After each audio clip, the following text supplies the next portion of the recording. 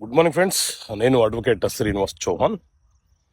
ఒక కేసులో విషయం ఏంటంటే, తండ్రి వ్యవసాయ భూమిని తన మొదటి కొడుకు పేరు మీద కొనుగోలు చేసినాడు. ఆ తర్వాత కాలానుక్రమంలో తల్లిదండ్రులు ఇద్దరు చనిపోయినారు. సో ఆ తల్లిదండ్రులకు ముగ్గురు కుమారులు.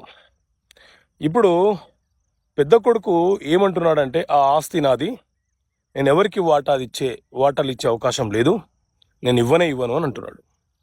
సో ఇలాంటి కేసులు చాలా కనిపిస్తూ ఉంటాయి మనకు.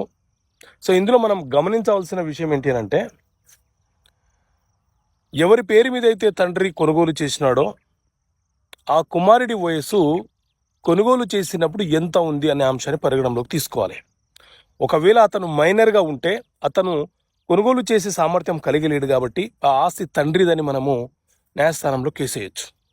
ఒకవేళ అతని వయసు దాదాపు ఒక 25-26 సంవత్సరాలు ఉంటే అతని యొక్క సెల్ఫ్ అక్వైర్డ్ ప్రాపర్టీగా పరిగణనలోకి తీసుకోబడుతుంది కాబట్టి మనం కేసు వేయడానికి అవకాశం ఉండదు. కాబట్టి తల్లిదండ్రుల ఆస్తులు కొనేటప్పుడు అన్ని అంశాలను పరిగణనలోకి తీసుకొని రేపటి నాడు సమస్య రాకుండా కొనుగోలు చేయాలి.